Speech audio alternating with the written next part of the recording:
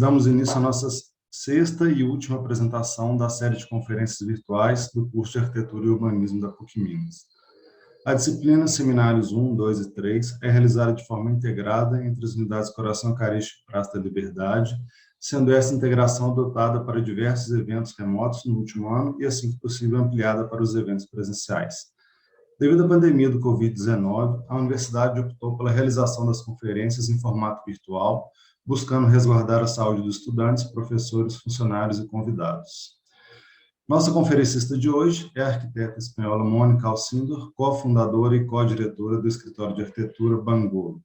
Mônica possui doutorado na Universidade Politécnica de Catalunha e 2 licenciaturas, arquitetura pela Escola Técnica Superior de Arquitetura de Sevilha e antropologia social cultural pela UNED, na Espanha. Como acadêmica, foi professora na Unió de Empresários de la Construção de Catalunha e professora associada na Universidade Politécnica de Catalunha, UPC. É presidente do Conselho Científico da Escola Superior de Galícia desde 2018 e docente na mesma instituição desde 2012.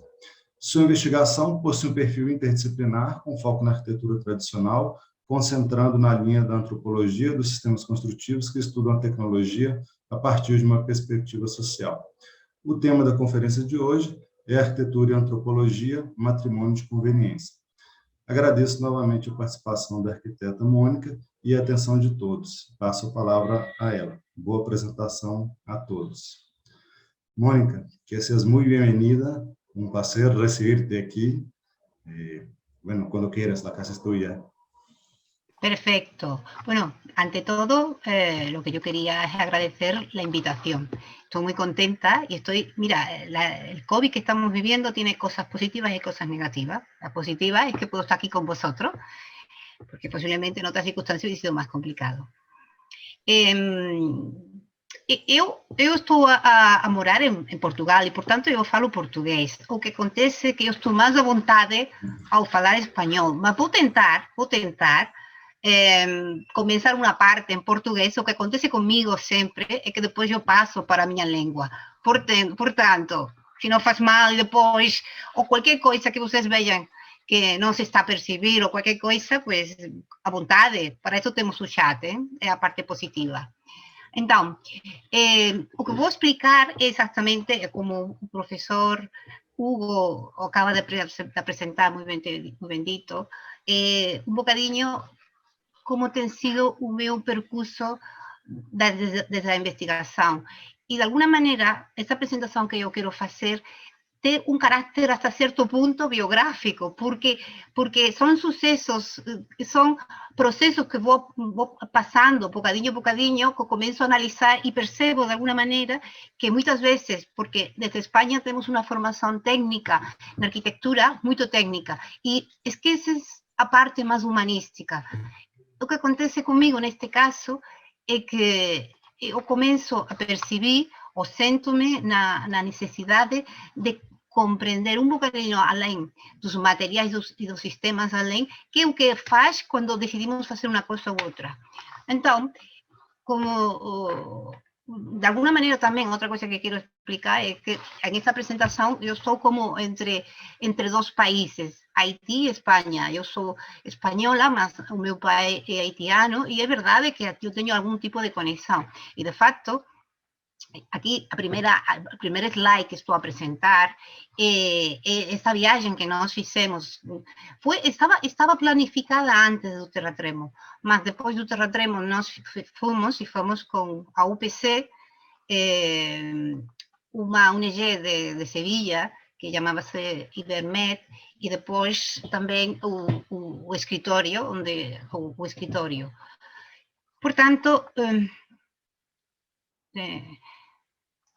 o escritório. Portanto, esta imagem, o que vai dizer é, de alguma maneira, o que significou para mim esta viagem e perceber-me dessa realidade que quando fomos aí e vimos.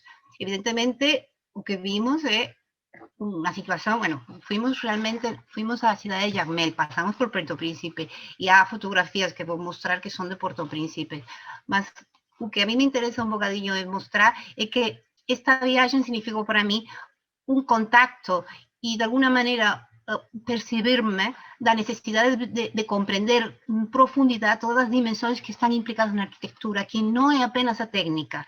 Então, nós fomos a Jacmel, que é o que estamos a dizer, mas começamos a ver os efeitos do terremoto, que estamos a ver que estavam feitos, que a maioria das casas que tinham sido caídas e que já não podiam ser recuperadas, estavam feitos por betão, e miramos um bocadinho o estado, são lajes que caem e por isso produz tanto mal.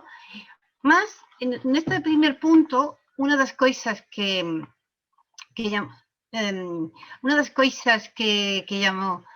chamou-me a atenção, uma das coisas que chamou-me a atenção é que realmente não todas as edificações tinham sofrido o mesmo processo. Então, vemos estas que estou aqui a mostrar. Vamos a ver, estaban aí a cair. Isto depois, como estaban, quando nós chegamos depois de 6 meses que tem sido passado o terratrêmolo, estava todo cheio ainda de escombros e de lixo. Ok, aqui esto es apenas para mostrar, pero esto era una casa que también cayó, estaba como esas otras, mas ya fue repicada, y lo que conseguimos percibir es que a armadura que fue utilizada era ferro, mas sem corrugas. No sé si la palabra era portuguesa, en corrugas. Sem corruga era liso. Y después otras cosas que estuvimos ali a analizar es que realmente esa técnica tenía sido aplicada o concreto, o betão, que se diz em português, o concreto, acho que se diz em Brasil, foi utilizada, mas não atendendo a todas as dimensões que tinha de ser pensada, porque realmente as casas tinham sido armadas, principalmente pensando nos esforços verticais, mas não nos esforços horizontais. Parece como que a memória coletiva tinha esquecido que en Haití, infelizmente, cada cierto periodo de tiempo, que normalmente parece ser que es un século, tiene algún tipo de movimiento. ¿Vale? Entonces, un poco esto es lo que fuimos a ver, bueno, a dimensión social de lo que significa. Por tanto, cuando nos vemos allí, una de las ideas que tivemos era, evidentemente, esto no es cuestión de que venga una ONG y levante o país, a reconstrucción de saída do próprio país. E que quando nós fomos allá, a ideia nossa era realmente plantear se seria possível uma autoconstrução guiada. É decir, o que nós íamos ali, analisar de alguma maneira que tinha ocorrido, que havia ali, quais eram os materiais que eram possíveis trabalhar, como podíamos, de alguma maneira, também ver a cultura construtiva do lugar para fornecer de alguna maneira uma transferência de conhecimento. Essa era a nossa ideia no início. Então, o que vemos aí, por exemplo, que as casas tradicionais de Haití, que chamam-se gingerbread, as gingerbreads tinham sido, sim, danificadas também, mas muitas realmente os danos que tinham sofrido eram muito menores, porque estavam muito mais adaptadas à realidade de allá. Okay, os materiais e aguentavam muito mais os esforços horizontais, as lajes não eram tão pesadas, depois tinham sido construídas na sua época com a madeira, um material muito mais flexível, e o resultado. Ou, outro dos casos que também estávamos a ver, as casas que estavam feitas com concreto, mas feitas aplicando o sistema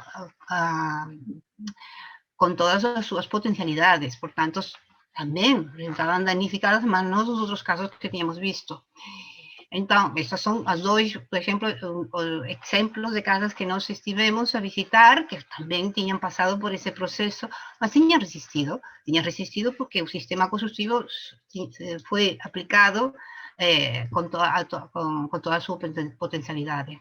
Então, o que aconteceu, que é um ponto que eu queria colocar aqui? O que colocou é que quando nós íamos lá, a primeira coisa que pensamos é realmente aqui, o que é um hospital, o que é uma escola, qualquer coisa desta, sí que pode ser ajudada por uma ONG ou dinheiro estrangeiro, mas as pessoas têm de levantar a sua casa, e para fazer a sua casa realmente deveríamos de buscar técnicas que foram acessíveis, porque fossem fáceis de alguma maneira de uma pessoa neófita introduzir com materiais acessíveis, que não fossem muito caros, e de fato uma das ideias que nós tínhamos também era a ideia de crear como una micro o dinamizar a economía a través de crear como un micromercado.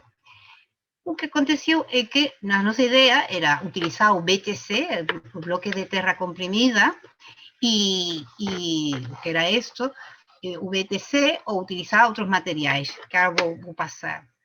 Mas vimos, quando estávamos a visitar Jacmel e a falar com todos, a ver um bocadinho o que tinha acontecido, que realmente o que nós tínhamos pensado já tinha sido colocado, já tinha sido feito, mas realmente estava esquecido. Portanto, esse foi o ponto de reflexão. O ponto de reflexão é que realmente nós, quando construímos e realmente queríamos ou pensamos fazer qualquer coisa que fosse de significado, teníamos de conhecer as pessoas para quem estávamos a construir. E está claro, se este edifício existia, aguentou muito bem o terratremo, tinha umas asnas que eram de madeira, que nós pensávamos também utilizar este material, ainda que ali, infelizmente, a madeira tem de vir de Canadá, se já não há produção local de madeira. O BTC, ainda que funcionou, tampouco tinha sentido, porque o material principal, que é a argila, tinha de vir do platô central, portanto, não. Mas o que vimos realmente, que é o que eu quero dizer, é que nós estamos cometendo um erro enorme, que é que nós estamos a ver que realmente não é que venhas com uma tecnologia que haces que sea melhor, é que tens de ver a tecnologia que se adequa melhor ao lugar e que as pessoas aceitam também como sua e se apropriam. E esse foi o ponto, este foi o ponto que eu acho que essa viagem a mim deu-me para perceber a importância para mim, que era ver além da arquitetura.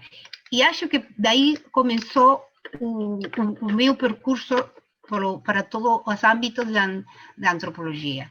Então, uma das coisas que, a partir de ali, depois de ter feito os estudos, eu acho que a etnografia, como ferramenta diagnóstica para o arquitecto, é de gran ajuda.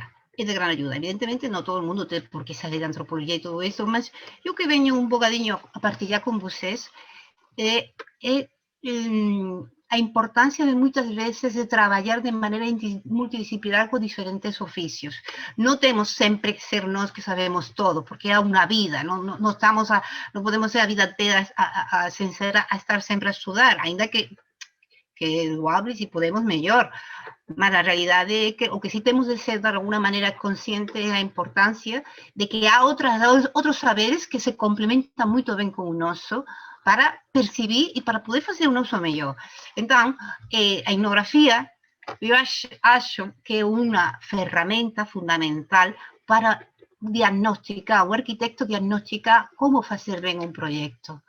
Porque moitas veces podemos encontrar, e eu acho que todos de alguna maneira conhecem alguma história de edifícios realmente bonitos e muito boas obras de arte que realmente não têm sido apropriados pela população. E isso, este é o ponto que acho que a etnografia pode evitar se nós somos cada vez mais sensíveis a este saber que complementa-se com o nosso, que nós construímos. Então, de alguma maneira, este é um saber que vai ser pues eso, em fazer um bocadinho de pesquisa sobre o lugar, a cultura do lugar, as pessoas. Portanto, há um primeiro passo, há uma primeira passa que é uma passa de referência, de informação, de tirar dados mais frios de como funciona todo a través de uma revisão bibliográfica. Mas também esta vê através do análise dos documentos, é decir, análise do documento é o mesmo planeamento. Quando nós vamos a ler o planeamento, podemos ler o planeamento já também como uma maneira de entender a cosmovisão, de alguma maneira, de quem desenhou isto e da ideia que tinha. É decir, não há nenhum documento que, de alguma maneira, não está a transmitir uma maneira de entender o mundo. E depois, por exemplo, os jornais, encontros jornais que falam de qualquer área, está a explicar também como esse lugar, essa comunidade, destaca alguns assuntos como mais relevantes do que outros. Okay. Então, isso também é uma maneira. E depois, acho que para nós, como arquitetos, que o visual para nós tem muita importância e dá-nos uma informação muito relevante. Então, é uma técnica que é etnográfica, mas que acho que os arquitetos também podemos trabalhar muito bem, e ainda quando estamos a fazer um projeto, Eu acho que quando tu estás a ter a primeira reunião com o teu cliente, muitas vezes as fotografias são maneiras de fazer entrevistas muito evocativas, porque vai diretamente à parte mais emocional e consegues perceber melhor o mundo do outro. De fato, o que a antropologia caracteriza principalmente é que tu pretendes perceber o mundo do outro. E o arquiteto que fazemos nós que é construir para o outro. Muitas vezes nós construímos para nós próprios, para a nossa comunidade, por isso não é especialmente problemático, pero uma das características que traz o mundo que temos hoje em dia, agora estamos numa época um bocadinho parada por o tema da Covid, mas realmente a mobilização, nós sempre estamos a movimentar-nos de um sítio para outro, portanto, de alguma maneira, ser consciente que as coisas, nós desde que somos novos, nós sempre estamos endoculturados, socializados a través de unos determinados códigos, manera de entender un mundo. É o que llama-se eso a como visão de uma cultura, de uma comunidade. Pois é importante, de alguma maneira, o arquitecto practicar un concepto que en antropología llama-se, no sé si a palabra correcta en portugués, extrañamiento. Quer decir, evitar dar as coisas por naturais, sino questionar e pensar, isto é assim, e se for de outra maneira? E, ok? Isso é um conceito que normalmente se coloca para o antropólogo, porque para tu percibir outra cultura, a primeira coisa é não dar as coisas como dadas, sino questionar. Y el relativismo cultural, nada es mejor que peor que otro, todos apenas son códigos de convivencia. Pues en arquitectura, para nos construir un mundo físico de otros, también tenemos de alguna manera desenvolver, y sobre todo ahora, con esta situación que podemos estar en un lugar, que podemos estar en otro lugar, o por ejemplo, personas como yo, que estaba a explicar al inicio cuando estaba hablando con el profesor Hugo, eu considero-me muitas vezes transterritorializada, é dicir, eu acho que convivo entre diferentes culturas, a espanhola, depois o meu pai era haitiano, portanto, essa cultura também levo comigo, depois tenho passado muito tempo na Catalunha, agora estou a morar em Portugal, é dicir, e isto é importante de alguma maneira para ser consciente que construir um medio de uma cultura, de uma comunidade, é fundamental para realmente permitir estas relaciones de convivencia según los códigos que tenga cada lugar. Ok, y a fotolicitación para nós y para é una técnica de hacer entrevistas para entender un mundo de otro que a nós también va a nos dar mucha información.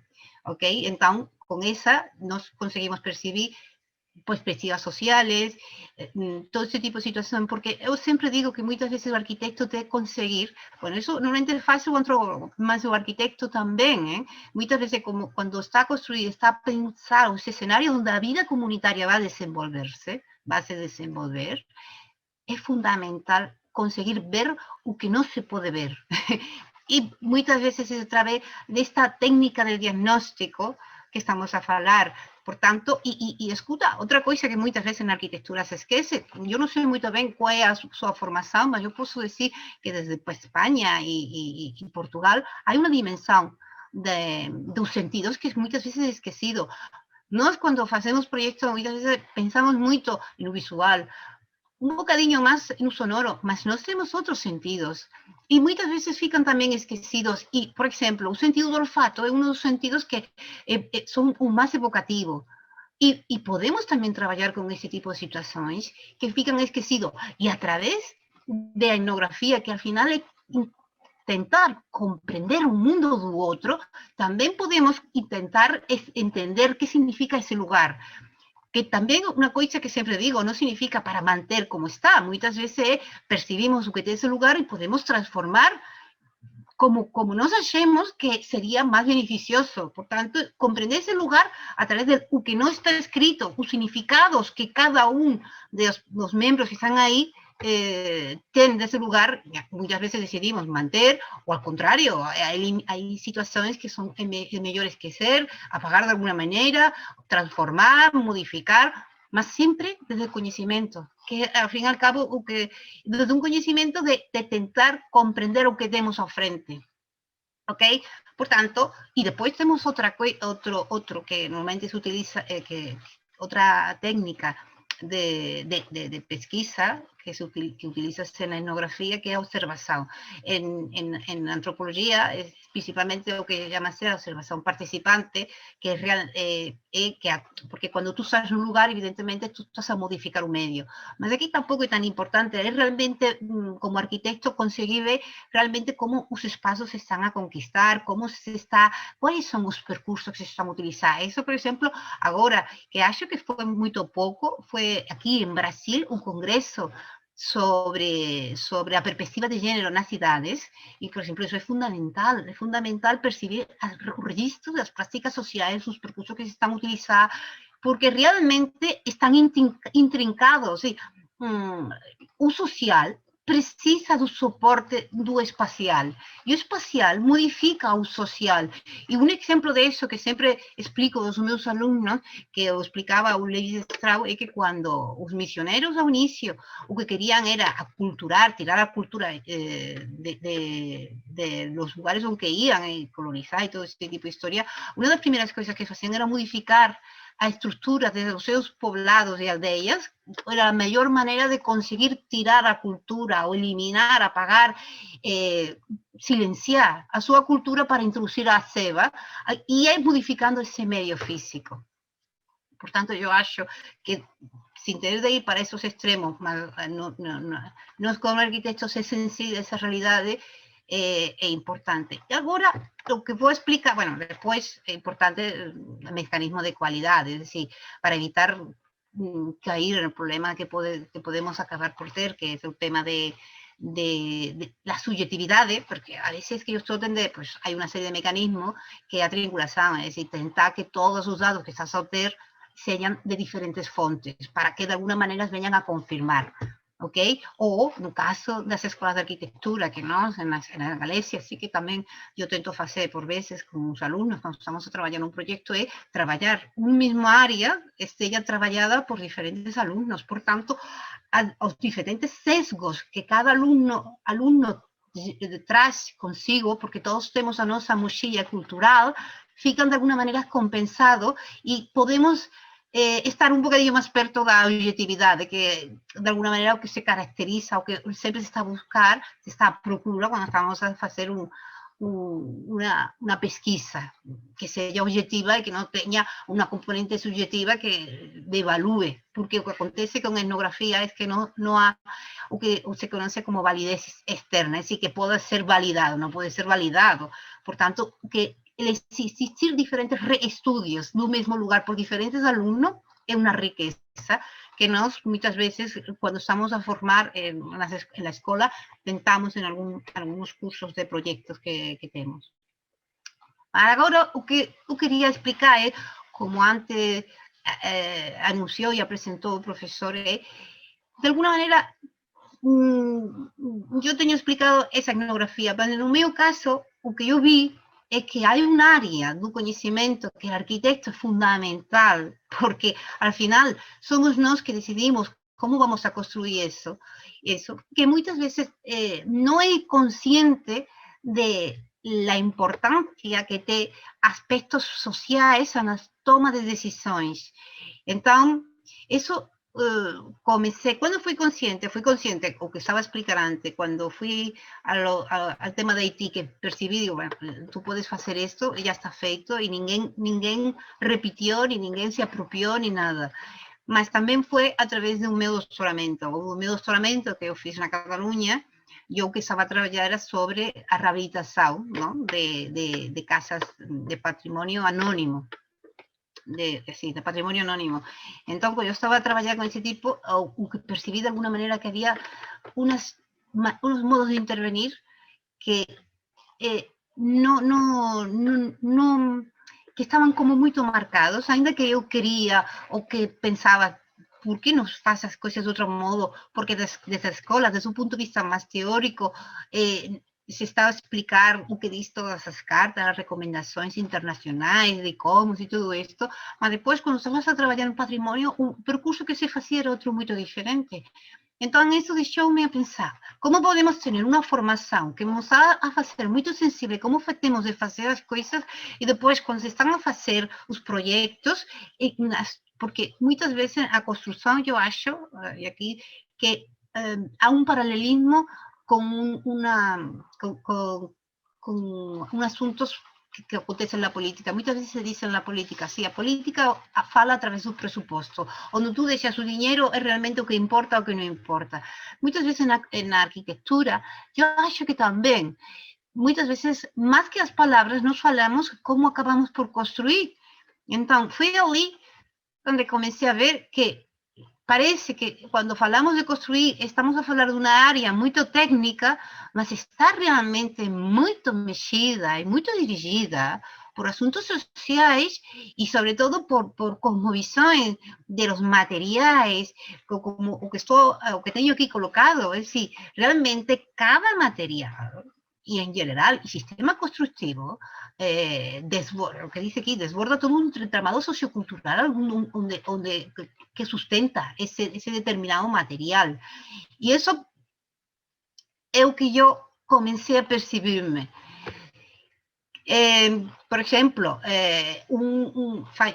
fa poco escribí un artículo, porque yo formo parte del grupo de patrimonio intangible de ICOMOS, y entonces hicimos un número especial y yo falei exactamente de observación dos materiais a través da lente simbólica y realmente os significados que están asociados. E o fiz, non a través de todos os materiais, porque hai unha cantidad tremenda, mas a través dun material que eu acho que dá para percibir moito ben este conceito, que é o vidro.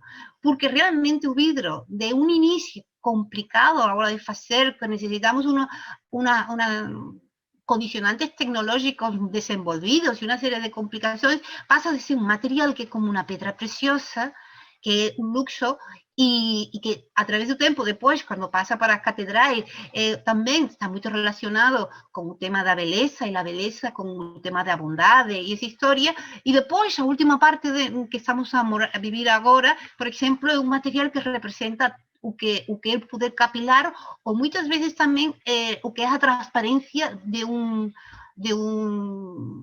determinada casa comercial o de das grandes corporações. Então, vemos pues, os últimos, e tudo isto também está acompañado pues, a evolução da técnica. É decir, é uma mistura del entramado sociocultural que permite que o material pueda ser utilizado y fabricado, mas realmente toda esa simbología que atrás también se asocia. Entonces, cuando tú colocas vidro, no solamente colocas vidro, estás a colocar mucho más, estás a dar un significado, estás a dar unas identidades, unos mensajes.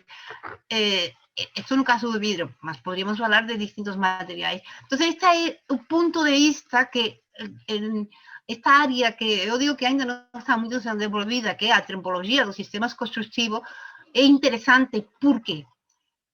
É interesante porque, se non, o arquitecto moitas veces podemos acabar, non digo que todos, mas podemos acabar a facer e a colocar materiais de unha maneira crítica, un bocadiño levar porque estamos dentro de un determinado conceitos culturais.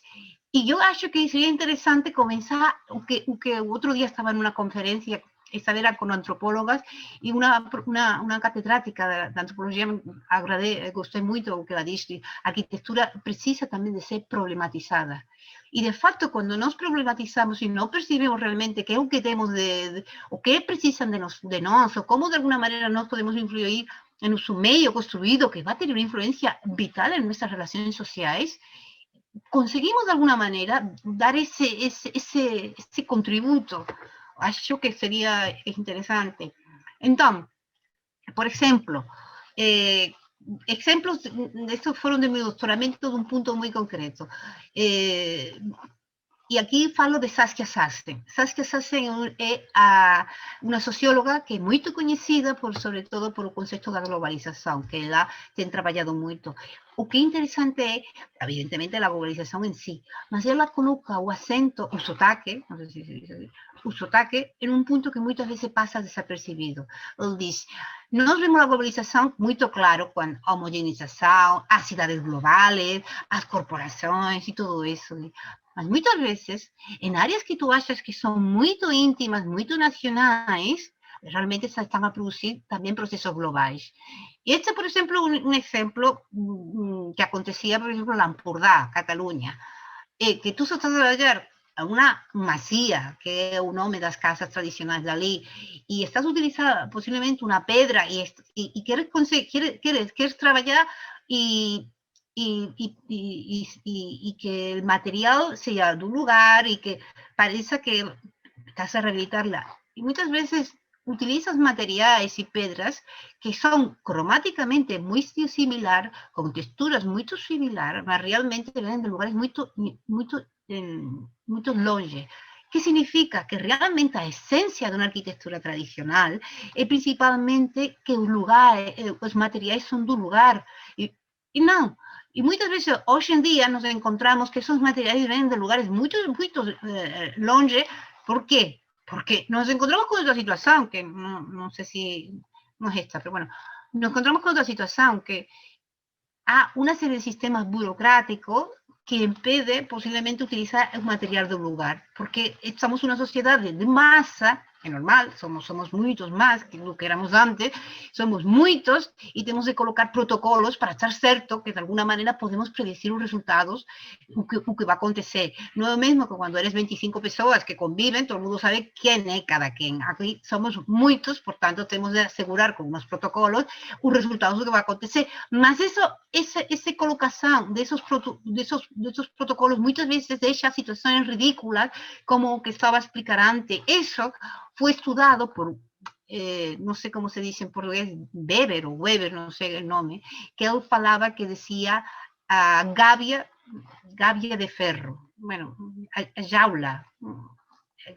la jaula de hierro. Então, e situações com que achas que estás a trabalhar em um lugar tradicional e que todo é tradicional e realmente te estás a trazer uma pedra que vem da China, que não tem nada a ver com um lugar, mas parece. E é um processo de globalização.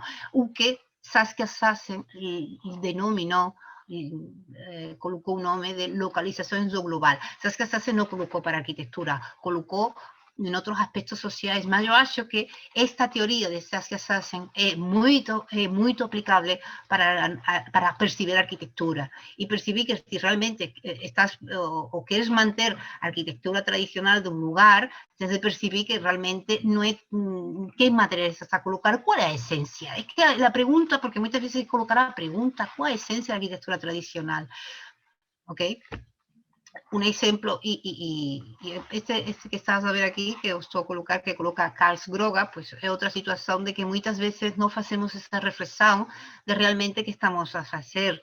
Ese coloco porque a mí chamoume a atención que l'Empordà, cuando se estaba a rehabilitar todas estas masías y estas historias, una de las cosas que para el arquitecto tiene mucha importancia y que percebo y comprendo y concordo en ciertos momentos, es de alguna manera evitar descontextualizar, descaracterizar y mantener lo que llámase os modelos cognitivos, es decir, o que é aldeia, que sempre viste, es decir, que te dá o que Giddens chamou seguridade ontológica, é decir, sentir que coñeces o teu entorno, que forma parte do teu passado, do teu presente, e de alguna maneira dá alguma seguridade sobre o futuro. Eso foi chamado por Giddens como seguridade ontológica, e isso acontece na arquitectura tradicional e os paisagens tradicionais, o que dan para nós, todos que estamos de alguma maneira enraizados em algum lugar, é essa sensação de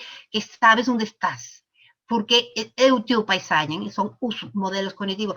Pues neste caso, o modelo cognitivo, na Cataluña, pues, se trabalha e se tentava evitar que cada vez que coloca o cimento que é de color cinzento, modificaba os colores terrosos de terra da zona. Mas que acontece? Que, ao final, as pessoas continuaban a utilizar o cimento porque perdióse un bocadiño ya se traballa sempre con sistemas expertos, e entón, para maquillar, colocábase este material que llamábase calgroga, la cal, ¿vale? Mas no era cal, era apenas terra machacada que era como un maquillaje, coloca un colorante do material. ¿Cuál é o punto? Porque muchos dos técnicos ni eran conscientes de que esto realmente no era cal, es decir, por tanto, estamos en esta dinámica. Otra cosa, por ejemplo, que estamos a hablar es, y que aquí voltamos a relacionar con los procesos de burocratización de Weber, es que nos, cada vez al ser una sociedad de masa, precisamos de alguna manera controlar los resultados que van a acontecer. No podemos estar siempre en incertidumbre, no saber. Entonces, materiais naturais tradicionais muchas veces no pueden seguir tanto ese proceso de control porque somos muchos y ya no se controla tanto un trazado. Por tanto, aparecen materiales más industriales que dejan atrás situaciones, bueno, sistemas construidos tradicionales, ¿no? Por ejemplo, la madera laminada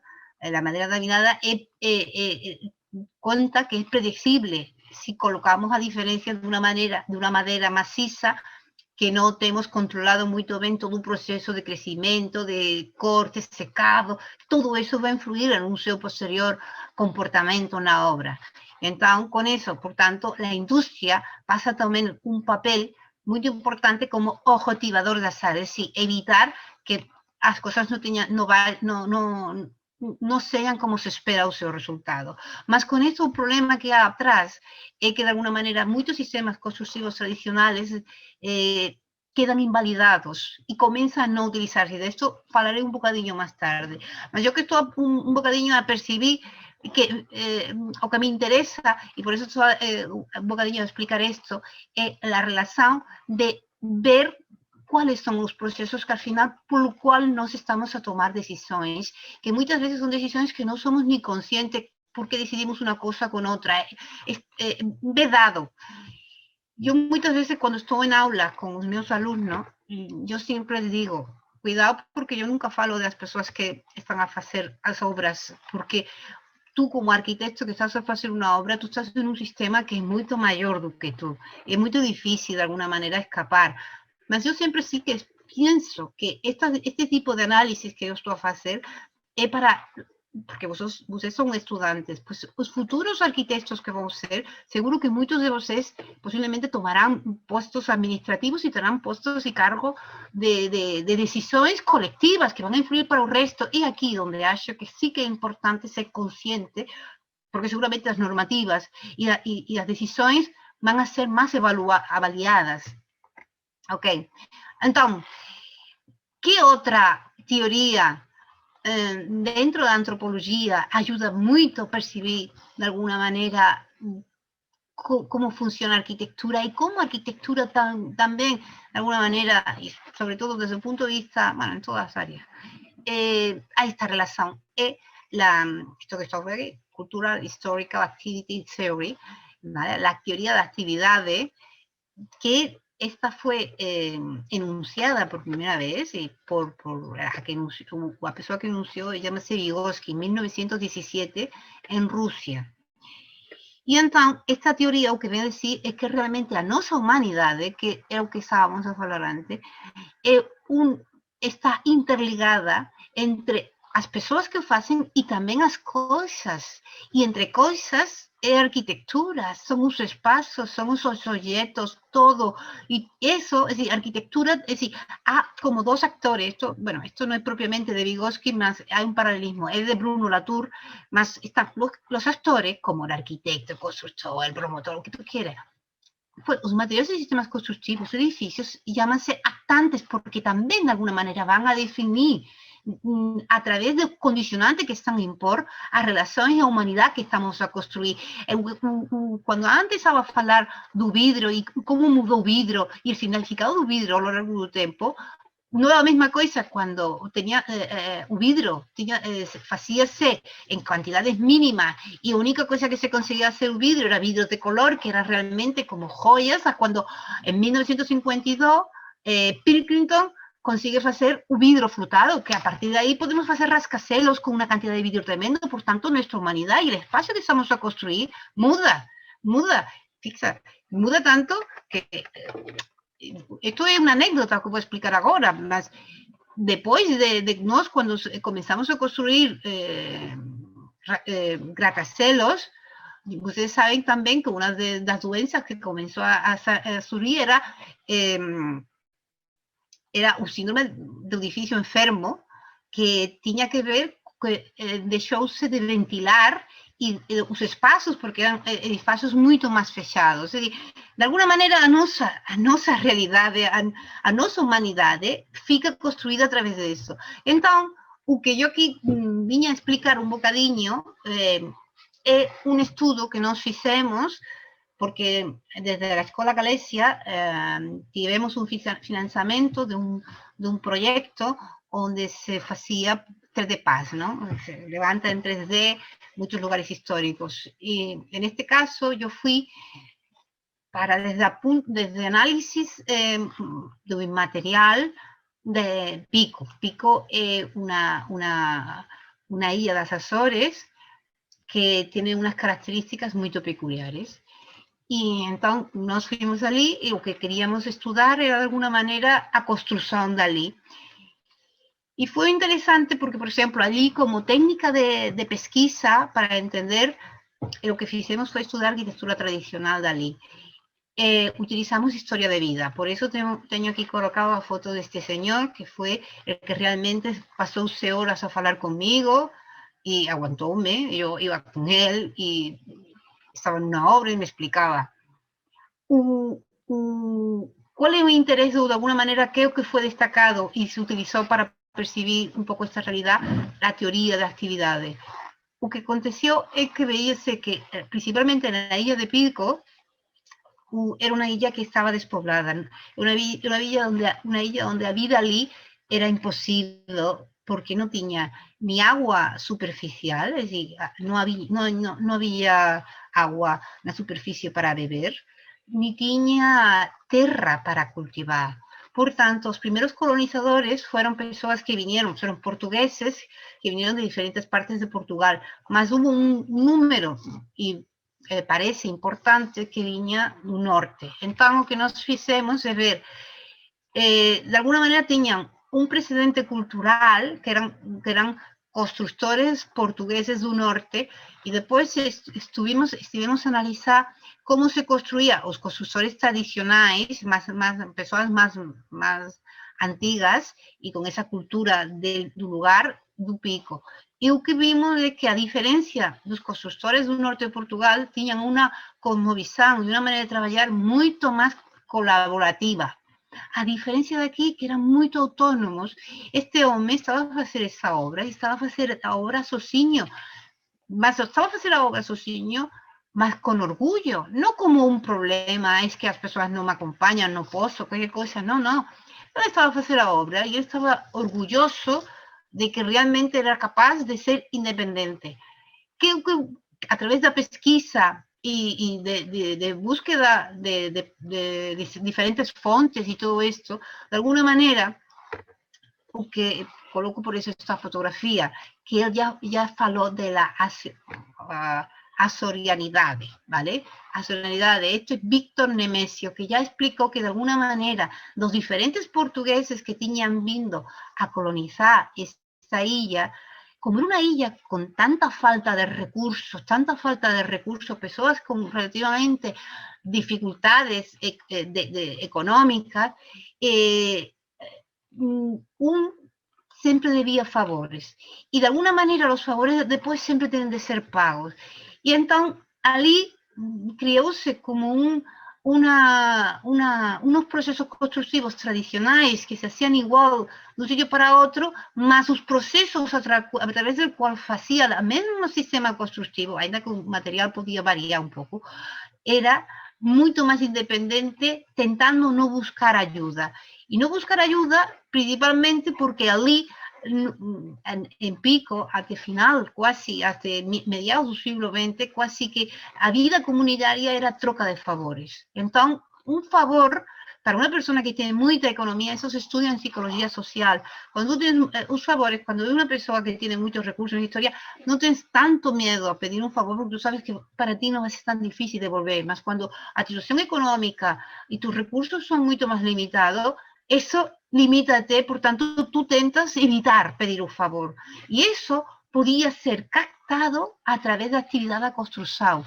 Es decir, a través de ver cómo son los procesos constructivos, consigues percibir a cosmovisión dessa comunidade, a comunicação histórica. Agora depois, essa história agora, nos últimos tempos, não é a mesma coisa, mas sim podia se ver.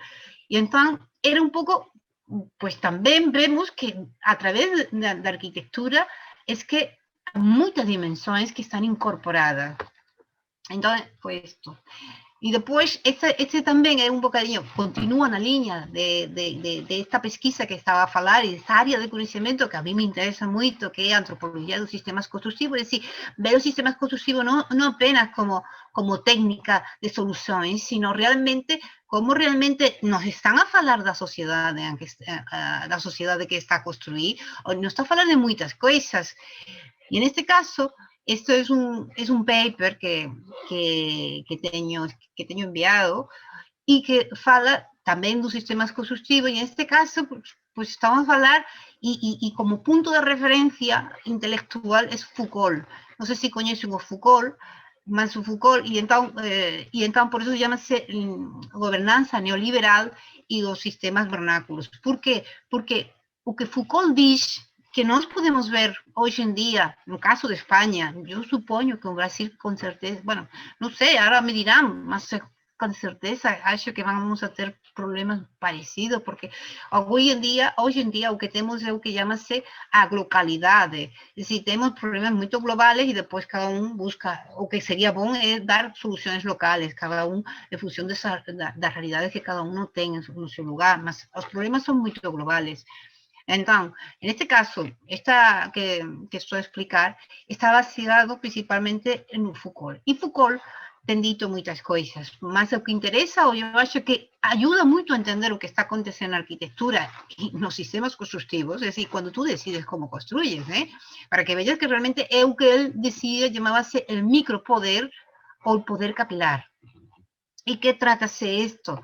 De realmente, el poder capilar, o que está hablando que realmente ninguém, tú no sentimos claramente que te están a decir que tienes de hacer las cosas de una manera u otra, mas nos encontramos por muitas dimensões da nossa vida e de nossa vida profissional, quando queremos decidir fazer uma coisa de um determinado modo, al final encontramos constrangidos. Al final acabamos por fazer, e o que ele decía del poder capilar, que es más interesante y es la base de este artículo, es que somos nos propios que nos autorregulamos.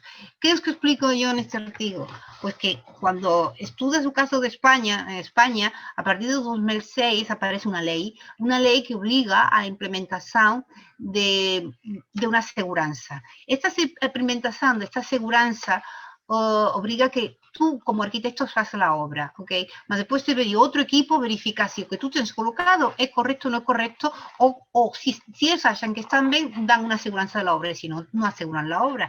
Normalmente, en España, si no es autopromoción o si es para venda, precisas de esta aseguranza. Por tanto, este segundo equipo tiene mucha capacidad de veto de soluciones constructivas que tú como arquitecta puedes pensar que quieres realizar. Porque, por ejemplo, hoy en día, bueno, una realidad de que nós temos é o problema da sostenibilidade, e nós temos de dar respostas da sostenibilidade a nível, pois isso, de utilização de materiais que não tenham muita energia incorporada, de muitos quilômetros de distância, todo esse tipo de situações. Mas fica, al fin y al cabo, esa creatividad para buscar soluciones fica muito determinada y controlada en España, desde luego, muchas veces, por ese tipo de situaciones que precisas un seguro decenal, que es lo que se llama en España. Que al final, lo que viene a decir es que estos sistemas de control, al final, terminan por casi imponerse una manera clara, sino que tú propia, para conseguir eso, tú te autorregulas. Entonces, por ejemplo, en esta pesquisa, cuando yo estaba a hablar con pessoas que estaban a trabalhar exatamente já em os que davam as asseguranças, decíanme, es que ya a mí normalmente ningún proyecto que tenga ningún sistema tradicional, que no se adecue realmente a lo que es más convencional, llégame. ¿Por qué? Porque el propio arquitecto ya limita, porque sabe que realmente posiblemente no va a poder hacer. Entonces, es por eso que acho que es importante ser consciente de realmente todos los filos y cómo muchas veces decidimos. Es decir, muchas veces decidimos sin ser conscientes que estamos a decidir porque estamos metidos por otras realidades que casi te están a imponer, te están a impor un camino. ¿Ok? Y esto desde un punto de vista, lo que acabo de explicar a ti ahora, es esta relación con antropología com antropologia dos sistemas construtivos. Mas agora, por exemplo, uma última pesquisa que tenho feita, que queria mostrar que não é de âmbito dessa área, mas isso também é importante porque os arquitetos, não sei muito bem em Brasil, mas eu explico, nós, tanto em Portugal como em Espanha, nós somos uma profissão que temos capacidade de decidir até certo ponto importante. Então, por exemplo, a nível patrimonial, nós muitas vezes decidimos o futuro de muitos edifícios. Ok. E aqui onde vem também essa reflexão. Por que vem essa reflexão? Esta foto que estão a ver e este edifício que estão a ver é onde eu moro e onde está a nossa escola. A Escola Superior Galésia está em Vila Nova de Cerveira e em Vila Nova de Cerveira há essa fortaleza que é do século XIII, uma fortaleza histórica, un patrimonio nacional importante. Ok, y es una pieza muy importante de esta localidad. Esta pieza, ¿por qué achei yo que era interesante? Básicamente porque en un século ha cambiado, ha mudado a su significado social. Entonces, outra coisa que é importante, já se sabe muitas vezes que para nós proteger o patrimônio, no caso de Espanha, no caso de Portugal, a proteção do patrimônio é complicada. E é complicada porque há muito patrimônio a proteger e não sempre a economia está a par desta proteção que preciso dar. Então, já se tem visto, e isso não sei se conhece a Convenção de Faro, se não me lembro, de 2003 ou 2005, exactamente fala da importância de a que haya, que decía Heritage Community, es decir, las comunidades do patrimonio que se sientan vinculadas a esos edificios, porque es una de las cosas que consigue que los edificios también sean protegidos cuando la comunidad siente que forma parte de ellos. Okay. Dito esto, y feito este marco, esta presentación, vemos este edificio, y este edificio, al inicio, era a vila. Sí, ahora, claro, evidentemente, a vila fez más grande, más el inicio era la vila acontecía ali dentro. Y ainda que tenía, evidentemente, sus deficiencias técnicas y habitacionales y todo eso, era un lugar que las personas sentían como seu. Ser de Vila Nova de Cerveira significaba este lugar. Más con un tiempo, este lugar, como en un lugar patrimonialmente muy rico, fue desplazada a comunidades fue tirada de allí y fue colocado un hotel de lujo. Ok, una posada, que llámase aquí en Portugal, era una posada de Portugal, onde as pessoas de vila não tinham acesso porque era um nível econômico muito mais elevado e de alguma maneira este patrimônio foi tirado das pessoas, O que aconteceu? Que isto é, porque este é o ponto de análise que eu quero introducir, este patrimônio foi tirado da população principalmente como um atractor econômico, é quando nós apañamos o patrimônio e apenas vemos o potencial econômico que traz. Y esquecemos que de alguna manera también debe formar parte, es decir, que tenga potencial económico es una realidad y yo acho que sí, que es normal y que debe ser. Es decir, no podemos, o sería tolo no utilizar eso. El problema es cuando es apenas eso. Después, esta posada no estaba a dar los réditos económicos que se estaba a esperar. ¿Y qué pasó? Pues convirtióse en un vacío urbano.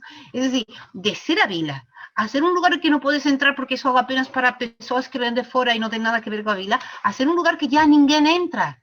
¿Y qué aconteció? Comenzaron los problemas de vandalismo, problemas de deterioro, porque son los propios novos da vila que muchas veces hacían mal a este patrimonio porque lo que se perdió fue el apego, attachment. Es decir, el place attachment ya no se creó. Entonces, de alguna manera, nós, como arquitectos que muitas vezes decidimos ser futuro desses edifícios, também temos de ser conscientes que esse futuro vai, de alguma maneira, com uma vinculação com essas comunidades históricas. Quando esquecemos isso, muitas vezes depois, isso já está estudado, temos problema, porque como atas outra vez, como crias esse apego? Os novos que aí em Vila Nova de Cervellos, esse lugar para eles não significa nada. Quem protegerá esse edifício num momento que tenham de pensar se que fazemos com ele, que isso não vaya a mais deterioro, se não há um rendimento econômico atrás associado, se for o caso. Assim. É apenas não colocar, como se diz, todos os ovos na mesma cesta, sino perceber que manter essa ligação com os novos é importante. Ok.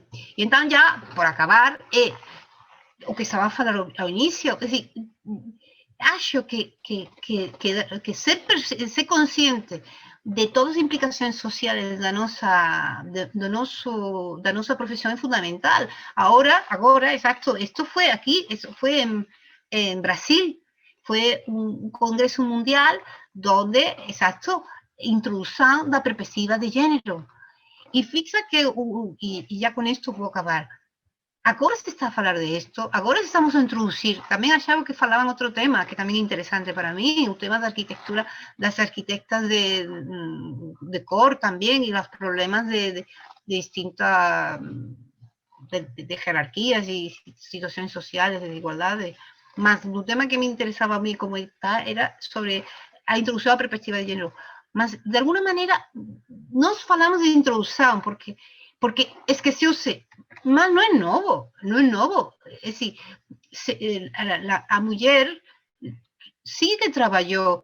Por exemplo, aqui, por exemplo, este é um caso em África, onde se caracteriza-se porque a mulher é principalmente a que dá todo o cromatismo.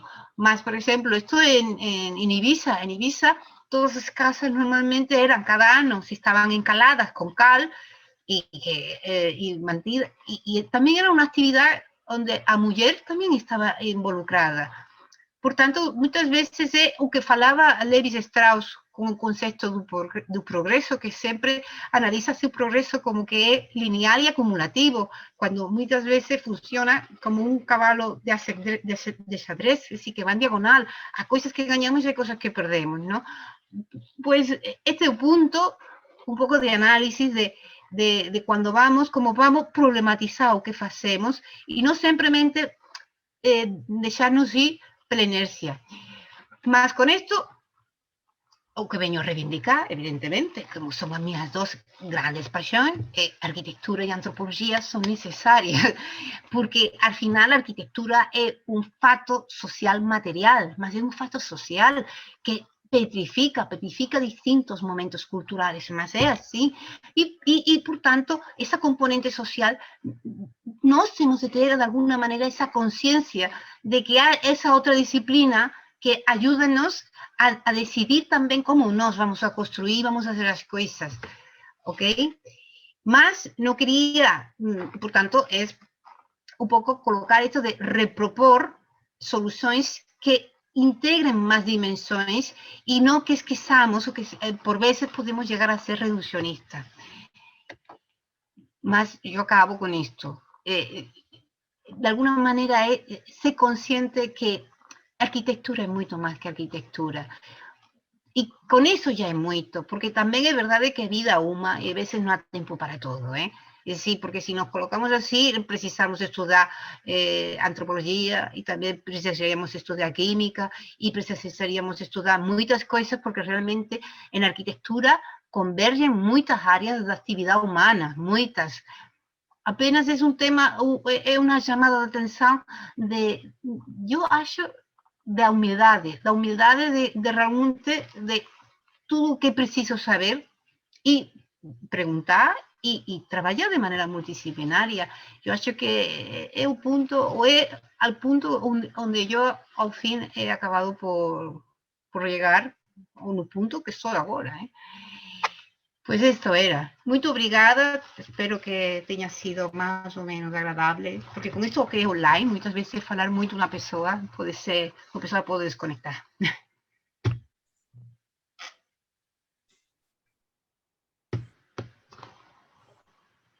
Mónica, felicitaciones y muchas gracias. Súper interesante la charla.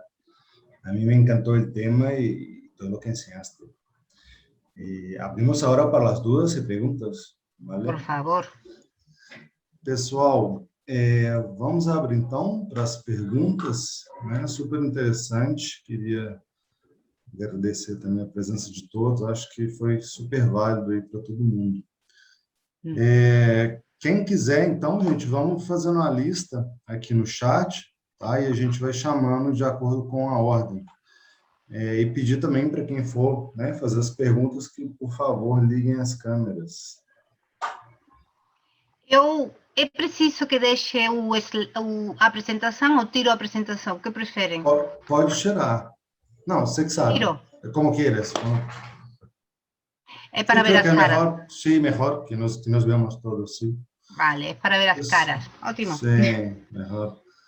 Quem puder, tá, pessoal? Então não precisa de esperar a pergunta, já podemos ligar nas câmeras.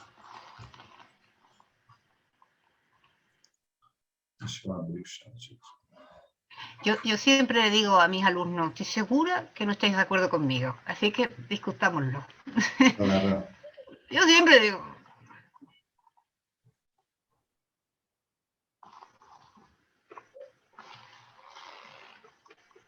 Pessoal, alguém quer começar com as perguntas?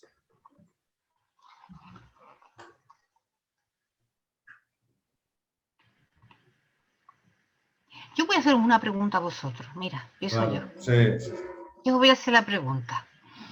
Yo estaba hablando y yo pensaba, ¿cómo es la formación? Porque nosotros, por ejemplo, aquí en Europa, dependiendo del país, la formación del arquitecto es más humanística o es más técnica. En España es más técnica, en Bélgica es más técnica, Portugal es más humanística, ¿vale? Por ejemplo, nosotros en Portugal tenemos antropología del espacio, tenemos sociología, y entonces existe esa visión ya y ese abordaje social y esa conciencia sí que está aquí, en Portugal, ¿vale? Pero yo no sé si vosotros en Brasil cómo es. Sí, bueno, el curso de arquitectura en Brasil está como ciencias sociales aplicadas. Entonces tenemos en el grado lo que sería toda la parte de teoría y urbanismo de la ciudad y de las personas y también la parte técnica. Quizá Tiago me puede ayudar con la pregunta, o Diogo, están ahí los docentes también, Fernando, Tiago, André, Diogo, son todos profesores de la PUC. Hola.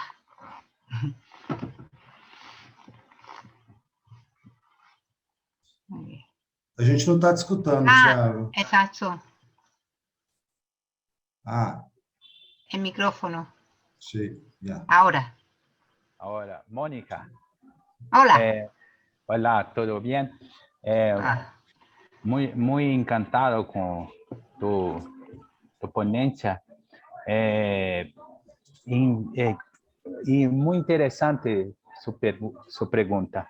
En nuestra escuela tenemos una formación bastante humanística, ¿cierto? Yo como Hugo también somos egresos de esa escuela y tenemos, claro que Diogo, André, Fernando, que son egresos de otra escuela, entonces hablo como en este momento como docente, mas también como alumno, ¿cierto? Me formé en este espacio.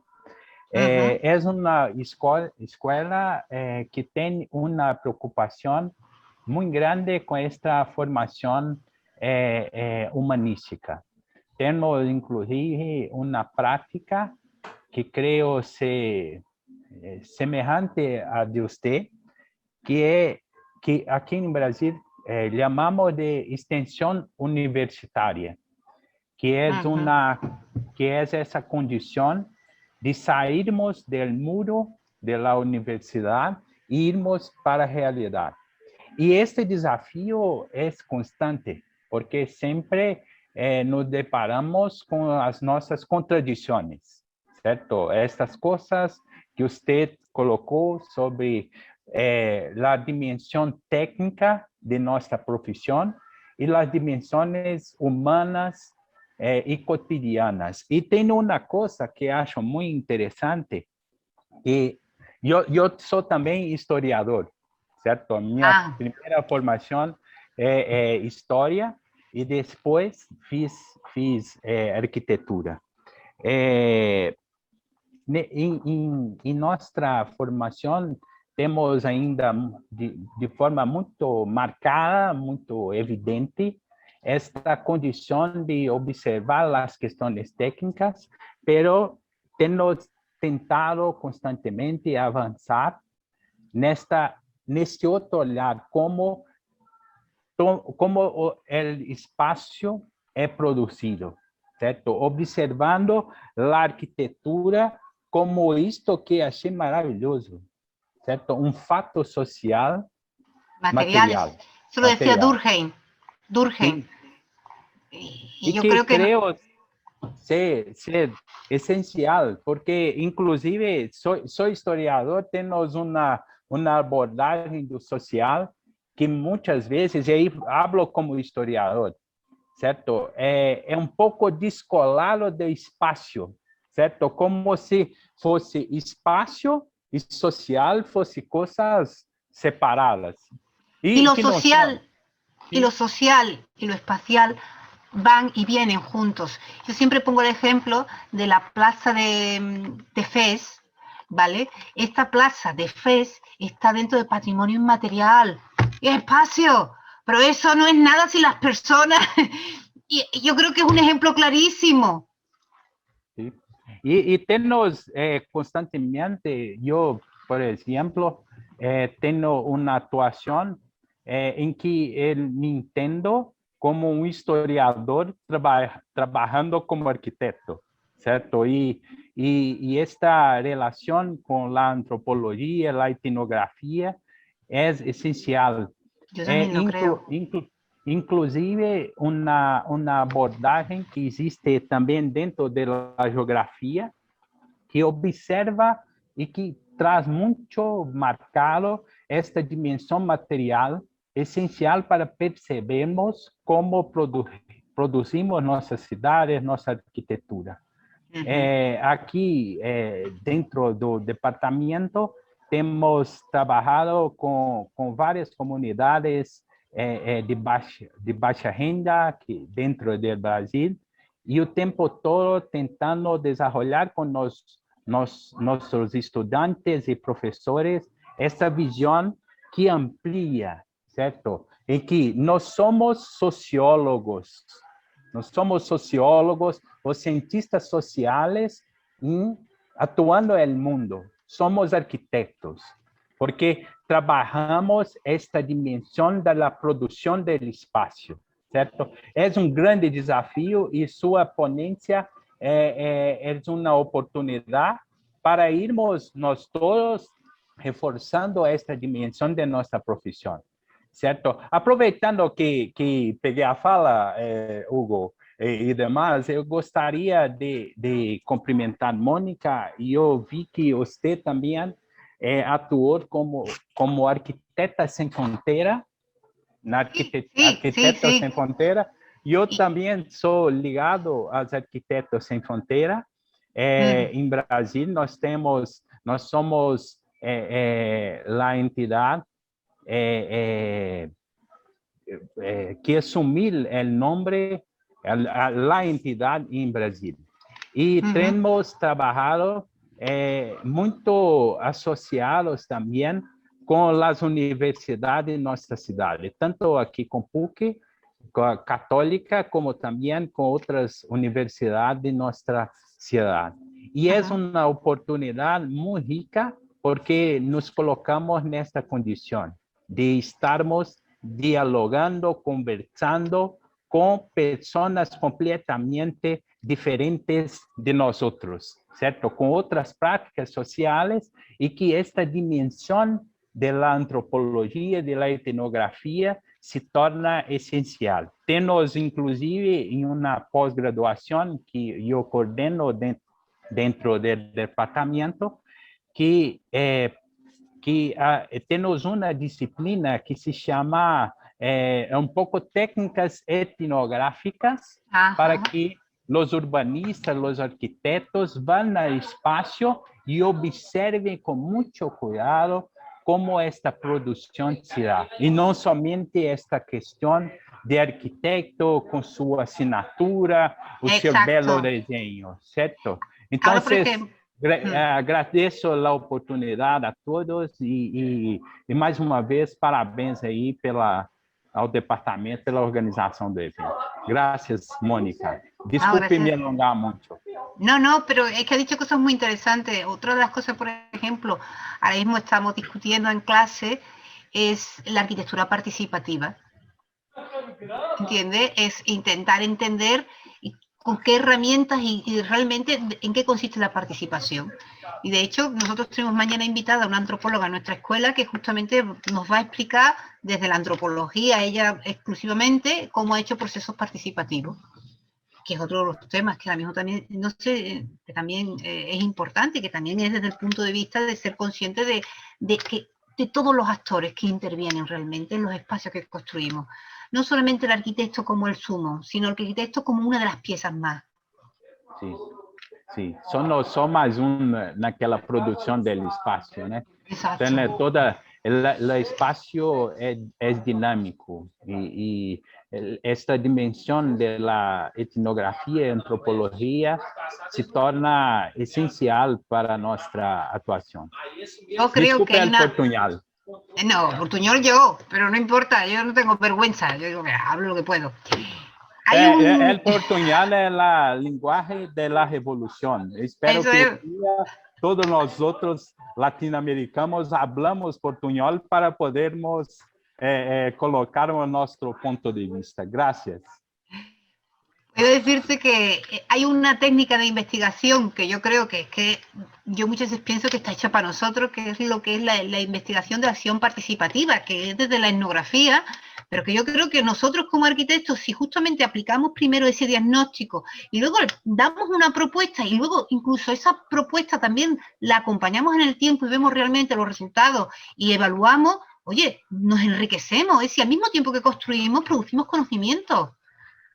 Yo creo que también muchas veces el arquitecto dejamos la obra y yo creo que tendríamos que acompañar la obra para ver realmente si todo lo que pensamos dio los resultados. Y es otra manera de aprender. Vale. Yo veo aquí ya alguna mano levantada. Sí. André, você quer entrar na conversa ou é uma pergunta? Não, conversa mesmo. Tá, não, é só porque depois a gente segue com a lista. Tá. Órale, Mónica, mucho gusto. Hola. Bellísima charla, vale. Yo creo que, complementando lo que Thiago ha dicho, creo que la profesión acá en Brasil ocurrió una transformación, ¿vale? Hasta la última década del siglo allá, 20, las escuelas todas se hicieron a arquitectos e ingenieros. Ahora son arquitectos urbanistas. Entonces, esto, creo que la transición acá en Brasil es reciente, ¿vale? Hay cambios de currículo, de todo. Hay escuelas que son más técnicas, que empiezan más el valor del diseño y todo. Y ahora tenemos la discusión de cómo hay una línea acá en Brasil. Ayer estábamos a ver una charla muy interesante del profe Sergio Ferro, que está allá en Francia. Es un profe de acá de Brasil que hizo una línea de pensamiento que una teoría crítica de arquitectura que entiende la imposición capitalista de la profesión hasta la exploración de mano de obra de canteros, de constructores, de todo. Entonces, una lógica marxista de interpretación de eso todo.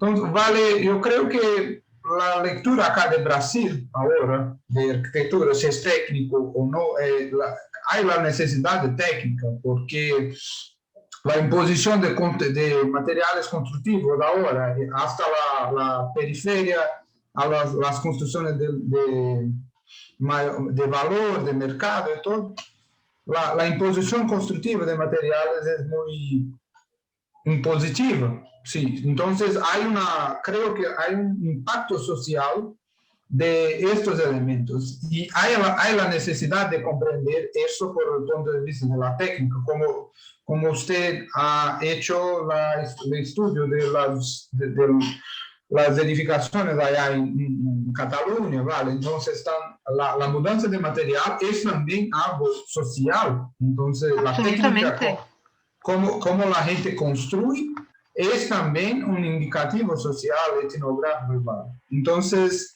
yo creo que el gran interés de la profesión acá en Brasil es que tenemos que tener el conocimiento técnico para poder criticarlo, porque la técnica constructiva hoy en Brasil, en todos los canteros, hasta la periferia, hasta las grandes constructoras, no es buena, no es sostenible, no es local. Por ejemplo, acá no somos de un estado, Minas Gerais. Nosotros exportamos minerio para los países del mundo, China, por ejemplo, para hacerle la estructura metálica de todos los predios de Dubái a todos, ¿vale? Y acá no utilizamos la estructura metálica que viene de nuestras montañas. Entonces, hay un impacto técnico de la colonización acá que es muy, muy interesante. Hay un campo muy grande de investigación de eso, creo que es la sociología de la técnica, yo creo. Y esto necesita tener este senso crítico porque la evolución técnica de acá hay un impacto social muy grande, como su charla ha colocado allá. Entonces creo que es una buenísima discusión y su invitación acá fue muy de gran valía para nosotros porque estamos en esta evolución acá. La arquitectura de Brasil, de Minas Gerais, de Belo Horizonte necesita de este tipo de cosas. Hay que dominar la técnica, pero comprender cómo esta técnica se coloca en impactos coloniales, impactos sociales, de todo. Entonces, yo creo que es bueno estar en este medio, entender eso. La formación técnica solamente de dibujar y todo no es bueno y necesitamos saber cómo los otros construyen, ¿vale? Sí. Hay un arquitecto en Portugal muy conocido que es Souto de Mora, que dice que la arquitectura es metafísica, es que va más allá de lo físico, lo tenemos que conocer, tenemos que saber, pero es que va más allá. Y un poco es lo que yo he intentado compartir con vosotros. Pues se me ha olvidado, yo no sé si os he agradecido suficiente a que me hayáis invitado. A mí, podéis estar en un foro como este, hablando lo que me gusta, oye, se agradece. Yo no sé si lo he agradecido bien. Sí, el placer es de nosotros, vale. Sea bienvenida y esperamos que usted retorne presencialmente. Oye, que a mí todo el mundo me dice que si soy carioca, así que yo ahí encajaría. Vale, acá creo que va a gustar más de acá de Minas, vale. La comida es mejor, es más barato también, ¿no? Sí, la montaña es muy más agradable. Sí. Perfecto, sí, yo encantada. Yo ya hablo portuñol, ya puedo medio hablar con vosotros. Bueno, vosotros habláis español. Eres revolucionario, va. Bueno, seguimos con las preguntas. ¿Sí? Tenemos la primera, Luisa, por favor.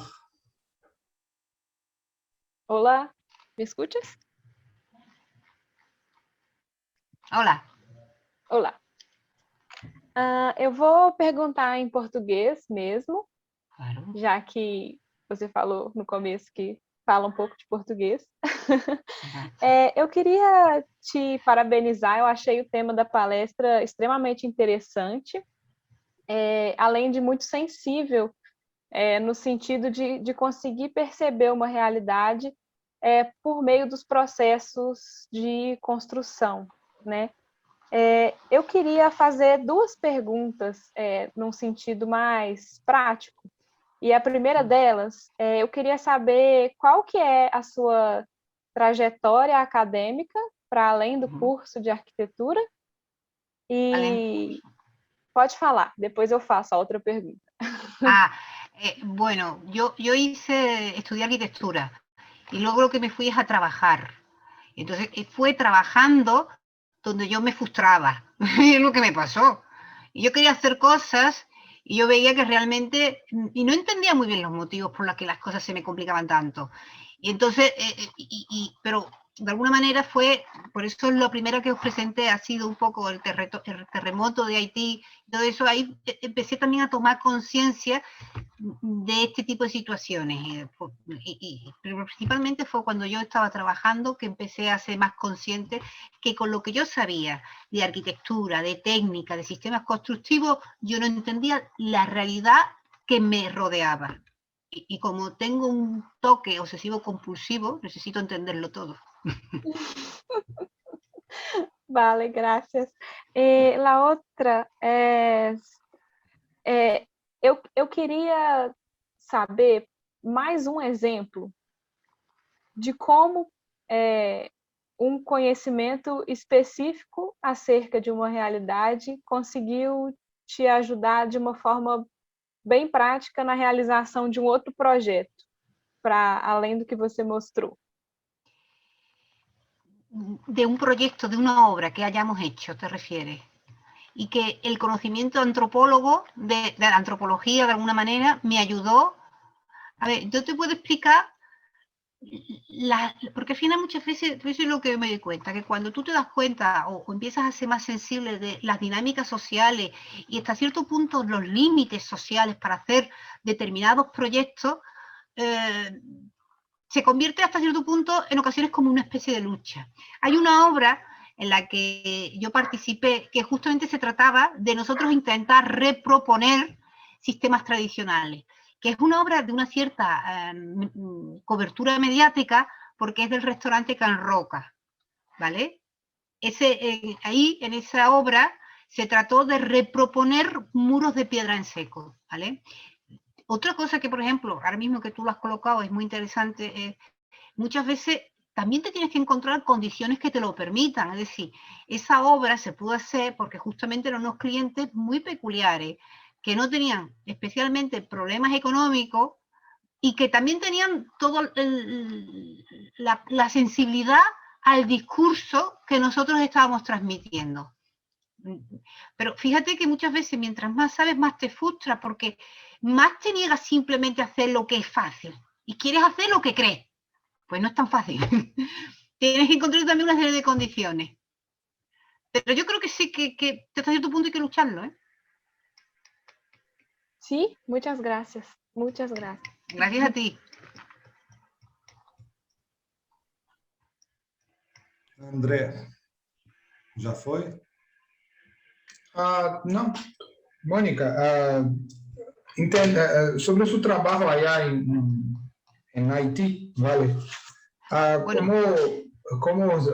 ¿Cómo se fue? Me interesa mucho allá las comunidades, ¿no? la diferencia, la difusión cultural de América Central. Entonces, especialmente Haití, que tiene una historia de resistencia negra muy fuerte, ¿vale? La revolución de allá, muy fuerte. Entonces, me interesa mucho cómo fue el contacto con la comunidad allá, de ayuda y todo eso, porque Interesantísimo tu pregunta, interesantísimo. Sí. Me parece fundamental y que has dado en el clavo, y ahora te explico por qué. Al final, yo no he presentado obra porque al final la obra que nosotros queríamos hacer no conseguíamos el financiamiento, pero ahora te explico, por eso me pareció tan interesante. Realmente Haití tiene como capas, ¿vale? Y realmente tú allí no te puedes manejar si no tienes una serie de vínculos sociales que te lo permitan. ¿Qué ocurría? Si conoces un poco cómo es Haití, ¿qué ocurre? Pues que realmente yo soy la hija de un haitiano y que era además, entonces, en Haití tiene mucha importancia la jerarquía de los hermanos y que era el hermano mayor. Y de alguna manera mi padre como era mi padre, el que me abría las puertas y el que obligaba al resto que me hiciese caso, ¿vale? Y que me conectaba, y por ejemplo, para conseguir la licencia de obra y todo. Pero sí que es verdad que ahí, es decir, no es, por ejemplo, ahí que te das cuenta de que realmente tú no puedes entrar si eres una persona ajena a esa comunidad. Tú tienes que tener un vínculo que te permita la entrada. Y de hecho, si no, no entras, si no, no consigues nada. Incluso mi padre, que era el hermano mayor y que no sé por qué en Haití, por lo menos la familia de mi padre, tampoco voy a generalizar porque no me lo sé, pero por lo menos la familia de mi padre, es muy importante el lugar que ocupes en la familia como varón mayor. Los demás hermanos te hacen caso, pues incluso teniendo mi padre una capacidad de coerción importante, le era difícil en ciertas cosas, ¿verdad? Pasa que al final, bueno, pues se fue consiguiendo. Pero para una persona de fuera, venir y decir lo vamos a hacer, eso era, no, tienes que tener un contacto. Y de hecho, otra de las cosas que ocurrió es que cuando hubo gente de Cataluña que claro, que me pedían si yo podía de alguna manera introducirlo, ¿vale? Para tener ese punto de entrada, para conseguir las cosas, para saber con quién tienes que hablar, porque ahí, de alguna manera, tú puedes tener una estructura que se marque cómo las cosas tienen que hacerse, pero realmente hay otra en paralelo, que es la que de verdad funciona. Y esa es a través de los contactos y a ver, ocurre en todos lados. Lo que pasa es que algunos ocurre en todos lados, aquí también, ocurre por lo menos aquí. Lo que pasa es que hay unos que son mucho más abiertos y otros que es que lo necesitas para todo. Pero en Haití especialmente yo lo noté, si no ibas introducida ahí como que nada, no existes. Sí, yo creo eso porque es una situación muy crítica, ¿vale? Todo, mucha destrucción de todo y la estructura social de acceso, ¿no? De ayuda y todo, es muy complicado. Yo creo que después, la necesidad de contacto es difícil de trabajar, ¿vale? Y otra cosa que a mí me llamó mucho la atención en Haití, que pensé que, fíjate, su gran tristeza era la cantidad de ONGs que había allí. Eso yo lo vi como su gran tristeza, porque al final, esto fue otra de las cosas que descubrimos, que al final las ONGs van allí, dejan tanto dinero solamente en los primeros pasos exploratorios, suben tanto los precios de todo, o sea que al final esa mentalidad de alguna manera vamos a crear nosotros nuestra propia empresa, no, la empresa es a ver qué ONG coges al lado y eso lo consideré también pues una mala suerte, sobre todo que yo lo comparaba de alguna manera con la experiencia que yo había tenido en Bangolo, que era en Costa de Marfil, que allí había hecho yo un mercado, y yo vi que el hecho de tener tantas ONG que traían dinero, de alguna manera evitaba que las personas del lugar intentasen como buscar sus medios de vida y crear sus propios negocios. Lo vi más en Bangolo que en Haití. En Haití vi a todo el mundo pensando a ver de qué ONG me pillo. Sí. Vale, entonces yo comprendo. Gracias, muchas gracias por la respuesta, está perfecto. Vale. Rafael. Boa tarde, gente. Rapidinho. Buenas tardes, Mónicas. Mónica, disfruté mucho de tu charla. Creo que el estudio de la antropología tiene un impacto muy positivo en la producción arquitectónica y también que nosotros como arquitectos debemos problematizar nuestra producción. Creo que es una idea muy válida. Acredito que quando pensamos criticamente nuestra producción, evolucionamos positivamente. Mi pregunta es muy puntual sobre las casas que sobrevivieron al terremoto de Haití, las más típicas con algunos detalles, adornos que creo son de metal. No entendí muito bem os sistemas construtivos de estas edificações e também gostaria de saber se estas construções han sofrido alguma influência estética da cultura exterior e se estas influências han sido reformuladas ou simplesmente reproducidas. Muchas gracias. Muchas gracias, Rafael. A ver, te voy a decir la verdad, sobre la evolución estética de las casas tradicionales, tradicionales, que son coloniales, de Haití, de Yamel principalmente, no te sé decir realmente su evolución, lo desconozco. Lo que sí te puedo decir es que su sistema constructivo estaba basado en materiales más flexibles y podían soportar esfuerzos horizontales. Y después otra característica es que los forjados normalmente eran más ligeros, por lo cual cuando tú tienes un esfuerzo horizontal y tienes unos forjados que son ligeros, no producen el impacto.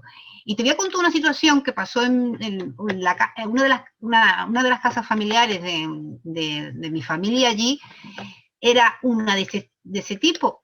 Mi tía, con ganas de arreglar la casa, fíjate lo que hizo, cogió los forjados que eran de madera, les puso una losa de hormigón. ¿Sabes qué ocurrió cuando vino el sismo? Que se cayó toda la casa porque esa superficie, esa masa de hormigón, de betán, de concreto, separada del suelo, actuando con fuerza, hizo que la casa cayese. Entonces, fíjate que se cayó justamente porque se había intervenido en ella. Que esta historia que yo te estoy contando no solamente es Haití, una de las situaciones que esto también está recogido es en Italia. Italia tiene una zona muy sísmica.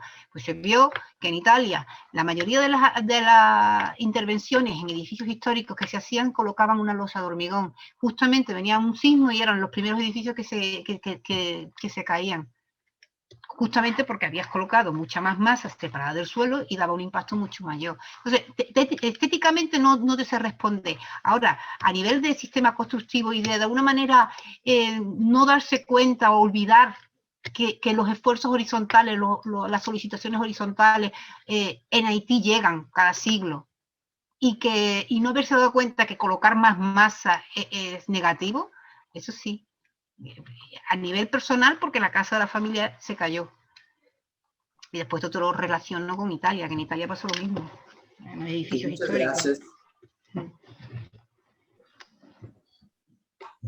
Ahora tenemos dos preguntas en el chat. ¿Lo puedes leer, Mónica? Sí, ¿O yo quieres me pongo... que te lea? Vale. No. No. Sí. Dice, la primera es, tengo otra pregunta, de Ananda. Sí, pero hay una antes, que empieza con profesora, leí recientemente. Sí. Dice, profesora, leí recientemente que actualmente presenciamos una compulsado de... muy interesante esta pregunta, de patrimonización, inclusive por caso dos recentes debates sobre la decolonización cultural e histórica, y que mesmo cuando un bien es protegido legalmente, a vida do edificio tende a ser dejada de lado, causando que muchas personas temeren o repudiaren órganos de protección patrimonial como arquitectos podemos no aproximar la comunidad y mistificar esa visión sobre el patrimonio. Yo creo que has dado, yo creo que aquí todas las preguntas son muy interesantes, porque has dado ahí el tema. Cuando yo estaba hablando, no sé, no veo a Nanda, pero cuando yo estaba hablando, y no sé si Ananda percebe su español o por portuñol. Quando eu estava a falar, eu expliquei a Convenção de Faro. Eu acredito na Convenção de Faro exatamente por isso. Porque um dos problemas que temos tido, e quando eu estava a apresentar o caso de Vila Nova de Cerveira também é isso, é que quando nós museificamos, deixamos em vida, as pessoas não ficam apegadas a esse edifício, depois queremos que seja o Estado a proteger. E depois o Estado muitas vezes não tem a economia. Portanto, a importância, de alguma maneira, que ainda que seja patrimonial, fique dentro da comunidade e integrado dentro da comunidade. Porque antes de que nós tivéssemos a entrada do Estado-nação, mira, aqui não sei se te interessa o livro de François Choay, Alegoría do Patrimonio, explica muito bem que patrimonio, o problema é que cada vez temos mais patrimônio, porque cada vez de alguma maneira estamos a valorizar mais artefactos que foram feitos no passado. Por exemplo, uma época que o patrimônio tradicional não era nada e agora cada vez sí se está a considerar mais.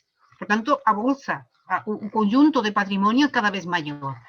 Mas não pode só depender do Estado-nação. Es que debe ser de alguna manera, por eso es tan importante que las comunidades y que formen parte de la vida, porque ¿cómo llegó ese patrimonio a nos si no teníamos el Estado-nación? Vamos a decir que eso comienza con la Revolución Francesa, que es el primer Estado que comienza a proteger de una manera más institucional. ¿Cómo llega ese patrimonio? Llega porque forma parte de la sociedad de alguna manera. Y están incluidas. Y yo creo que este también es un punto. Un punto es ter de alguna maneira, um equilíbrio, um balanço entre proteger e catalogar, mas permitir a interação e a inserção com a vida socioeconômica. E isso, por vezes, eu que gosto dos sistemas construtivos e acho todo, é um dos assuntos que, por vezes, percebo que o sistema construtivo pode ser que não seja o tradicional ou que não, mas se de alguma maneira conseguimos que esse patrimônio siga estando dentro da sociedade e não seja apenas um fardo mais por parte do Estado, que al final é difícil de manter, sino que sejamos nós como comunidade que estamos sempre a cuidar porque forma parte da nossa identificação e do afeto, porque al final nós ficamos também afeto a seus edifícios, ¿eh? No sé si respondí bien, mas respondí. No sé.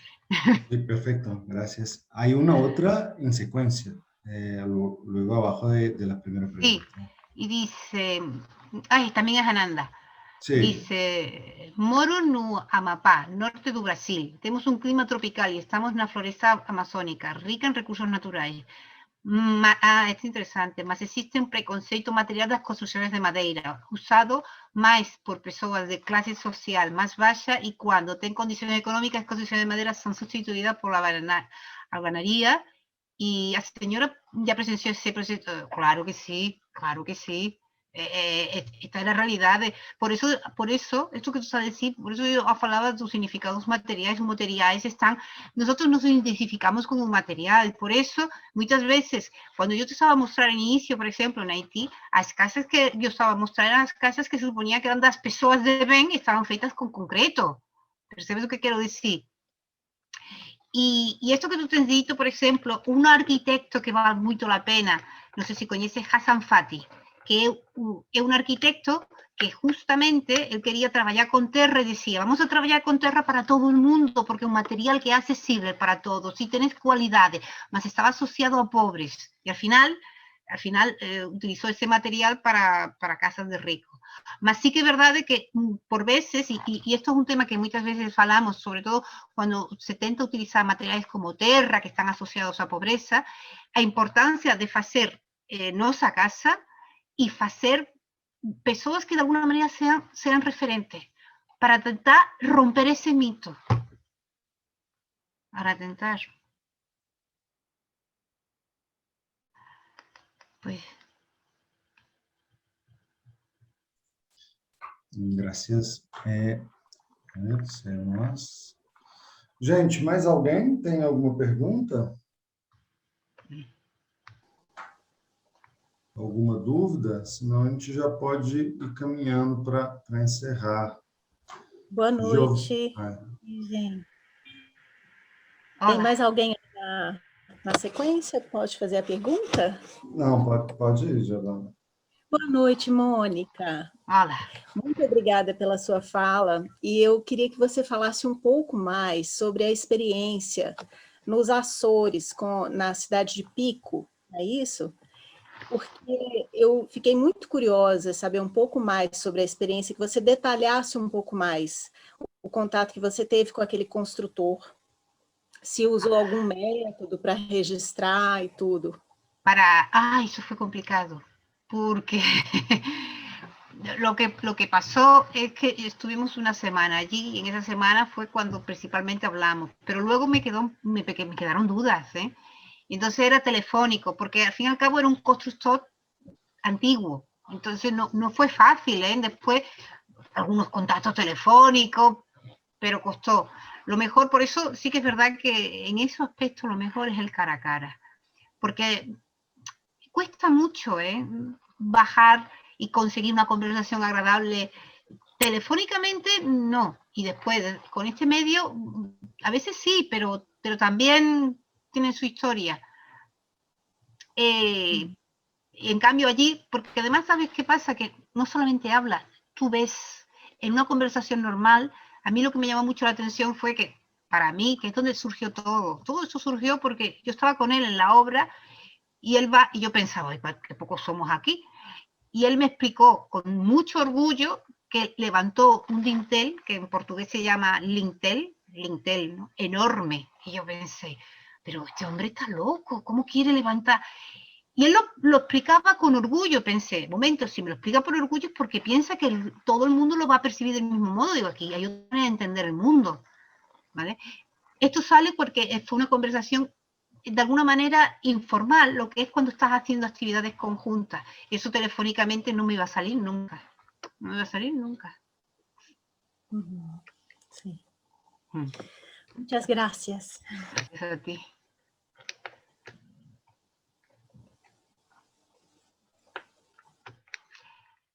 Gente, alguém mais? Podemos ir encerrando, então? Acho que sim, né? Bom, Mônica, queria te agradecer de novo, muito em nome do departamento da PUC. Vou falar em português, acho que para todo mundo. Sim. Agradecer também, tá, pessoal, a presença de todos. Até agora a gente está com 1 hora já de palestra, quase 200 pessoas. Acho que é bastante gente interessada no trabalho da Mônica. E deixar as portas abertas, né, para quando a gente tiver a oportunidade, para que você venha, né, presencialmente aqui no Brasil para passar um pouquinho de tempo com a gente, né, e ter algumas discussões que acho que ainda tem muita conversa pela frente. Muito bem. Pues agradeço imenso. Para mim tem sido um momento muito agradável, ¿eh? Y después yo siempre pienso que los lugares se conocen con la comida, por tanto, sí, tenemos de estar presencial y probar a comida brasileira. Bem. Sí, seguro. Vale, pues Mónica, muchas gracias, que te vaya bien y estamos en contacto. Lo mismo para vosotros. Muchas gracias. Chao. Chao, un abrazo. Hasta luego. Chao, chao.